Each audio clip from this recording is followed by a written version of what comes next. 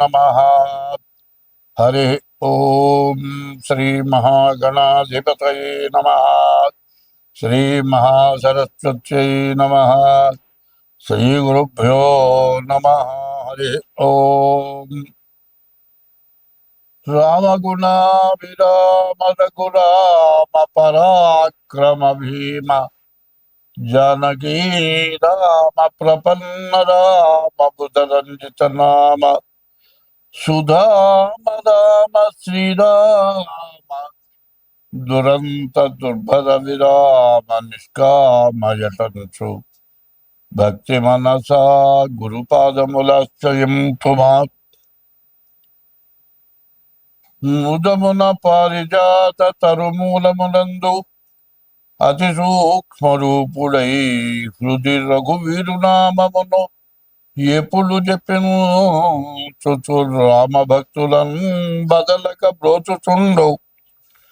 ఘనువాయుతనూజుని తీసిరాజు నీయదను దళమోక్షి భక్తి కుమతి గురుపాదములాశ్రయింపుమా. ఇప్పుడు 2025 సంవత్సరం మార్చి 30 తారీఖు లోపల నుంచే పరిస్థితులన్నీ మారిపోయినాయి. మరి యుద్ధాలు, కుట్రలు, కుతంత్రాలు, కుటుంబంలో కలహాలు, భార్యాభర్తల కలహాలు, తండ్రి బిడ్డల కలహాలు, మరి చేసే ఉద్యోగం చోట కలహాలు, దేశ విదేశాల్లో యుద్ధాలు, ఇట్లా రకరకాలుగా వస్తూ ఉన్నాయి. ఇట్లా ఉంటే ఎవరికి వాళ్ళు ఏమనుకుంటున్నారు, నా జాతకం బాగాలేదు, నాకు ఎప్పుడు ఈ బాధలు పోతాయి, నా జాతకం ఏమిటి అని ప్రతి వాళ్ళు కూడా జాతకాలు అడుగుతున్నారు, చెబుతున్నాం. ఎన్ని చెప్పినా బాధలు పెరుగుతున్నాయి.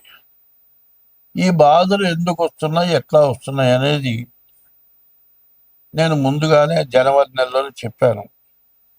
ముందు చాలా ఘోరాతి ఘోరాలు రాబోతున్నాయి. షడ్గ్రహ కూటమి రాబోతోంది. దీనివల్ల చాలా సమస్యలు వస్తాయి.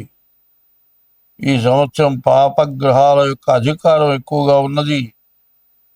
అందరూ ఇబ్బందులు పడతారు, జాగ్రత్త పడండి అని నేను ముందుగా చెబితే, మాస ఫలాలు చెప్పమంటే ఎందుకయ్యా ఇదంతా చెబుతావు, మాకు అవసరమైంది చెప్పు, ఇవన్నీ ఎవరికి కావాలి అని కొంతమంది నాకు ఫోన్ చేశారు. ఇప్పుడు నేను చెప్పేది ఏమిటంటే, మంచి అనేది చెబుతాం కానీ చెడు అనేది మాత్రం చెప్పం. చెడు ఉంటే దాన్ని పోగొట్టుకునే మార్గం చెబుతాం కానీ చెడు వచ్చే మార్గం చెప్పం. దాన్ని వికటంగా కొంతమంది మాట్లాడారు. సరే, నాకు అనవసరం లేని పంచాంగంలో ఎవరి రాసులు ఎట్లా ఉన్నాయి ఇవి చెప్పాను. ఎన్ని చేసినా, జాతకాలు చూసినా, జాతకాల్లో దానికి తగినటువంటి దోషాల కోసం పూజలు చేసినా కష్టాలు మాత్రం పోవట్లా. ఇది ఎందుకు కష్టాలు వస్తున్నాయి అంటే, ఒక్క ఉదాహరణ చెబుతా. మనకు వచ్చేది నెలకు ఒక 50,000 వస్తుంది అనుకోండి. ఒక నెలలో 2 లక్షల రూపాయలు అప్పు తెచ్చి ఖర్చు పెట్టాం. అప్పుడు ఈ 2 లక్షల రూపాయలు కొన్ని నెలలు తీరిస్తే కానీ సంవత్సరాలకు కూడా తీరుస్తామో లేదో అర్థం కాదు. అట్లా ఇబ్బంది పడటం సహజమేగా. అదేవిధంగా విదేశాల్లో యుద్ధాలు వచ్చినాయి.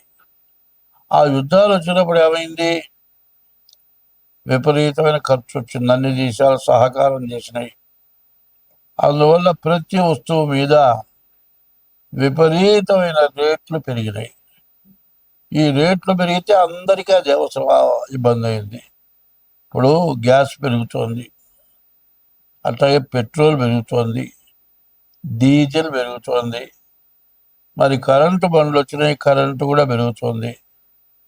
ఇది నిత్యావసర వస్తువుల్లో మరి ఏ వస్తువు మన ఇంటికి చేరాలన్నా ఎక్కడ పండిన పంట అక్కడే తిండగా ఇంకో చోటి పోవాలి. అవి రావాలంటే లగేజ్ ఖర్చులు ఉన్నాయి. ఇట్లా ప్రతి వస్తువు పెరిగింది. దీనికి తోడు విపరీతమైన వరదలు 2 నెలల పాటు ఒక రోజంటూ ఖాళీ లేకుండా, ఒకరోజు ఖాళీ ఉన్నా ఇంకో రోజు బాగా పగలు లేకపోతే రాత్రి, రాత్రి లేకపోతే పగలు, ఈ విధంగా విపరీతమైన వర్షాలు, వరదలు.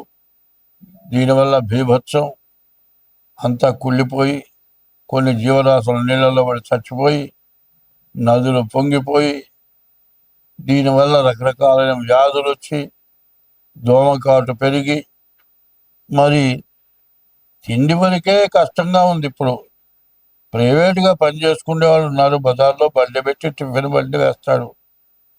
ఈ వర్షానికి వేసినా అమ్ముడు పోదు.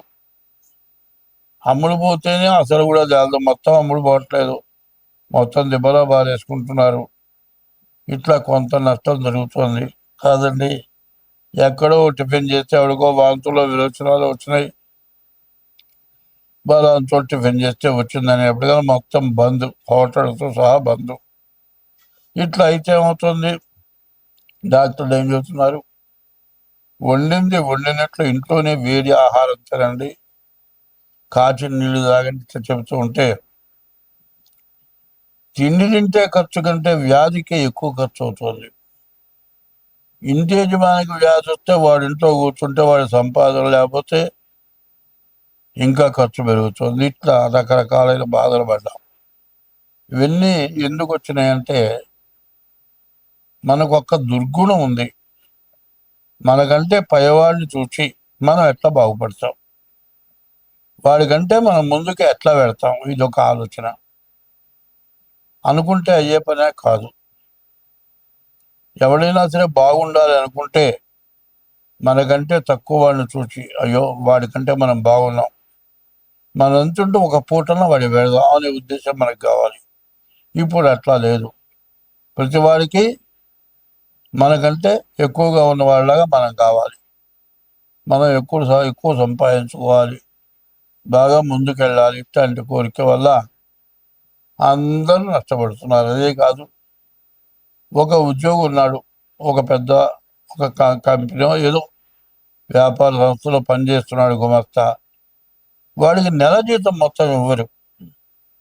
నెల 15 రోజులు అయిన తర్వాత ఇస్తారు. ఆ నెల 15 రోజులు అయిన తర్వాత కూడా 20 రోజులు ఉచితం ఇస్తారు.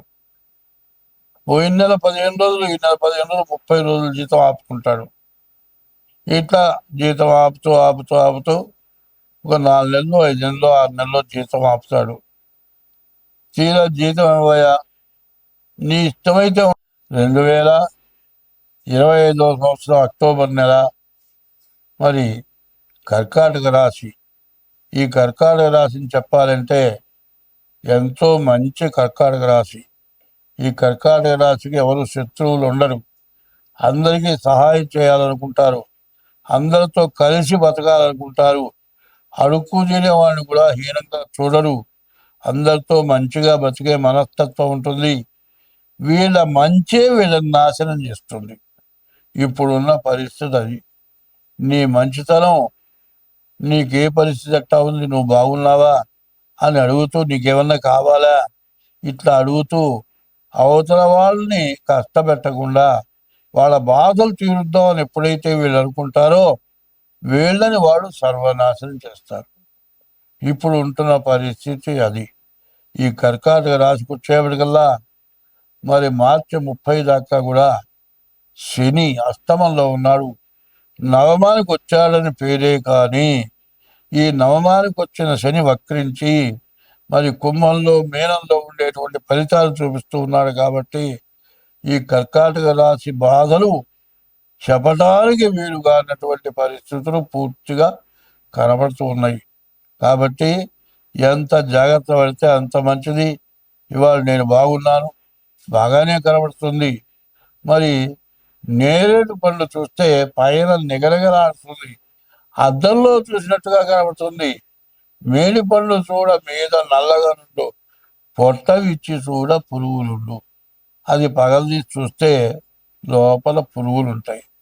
కాబట్టి నీ దగ్గరికి వచ్చే వాళ్ళంతా కూడా లోపల విషం పెట్టుకొని నిన్ను పాడు చేయటానికి ప్రయత్నం చేసేవాళ్ళు వస్తారు ఇప్పుడు. కాబట్టి ఈ కర్కాటక రాశి వాళ్ళు ఒళ్ళు దగ్గర పెట్టుకొని జాగ్రత్తగా బతికితే ఎంతైనా మంచిది. ఈ గురువు కర్కాటకంలో వస్తున్నాడు, మరి ద్వాదశంలో ఉన్నాడు. గురువు ఖర్చు పెట్టిస్తాడు, శని ఖర్చు పెట్టిస్తాడు. చివరికి ఈ కర్కాటక రాశి కుజువుగా అర్ధాష్టమంలో ఉన్నాడు. వీళ్ళ బాధ చెప్పటానికి వీల్లేని పరిస్థితి ఈ కర్కాటక రాశి కనబడుతుంది. ఎంత జాగ్రత్తగా ఉంటే అంత మంచిది. మీ జాతకం చూపించుకొని జాతకరీత్యా ప్రవర్తించండి. నిత్యం దైవారాధన చేయండి, మీరు అన్ని విధాలు బాగుంటారు. స్వస్తి.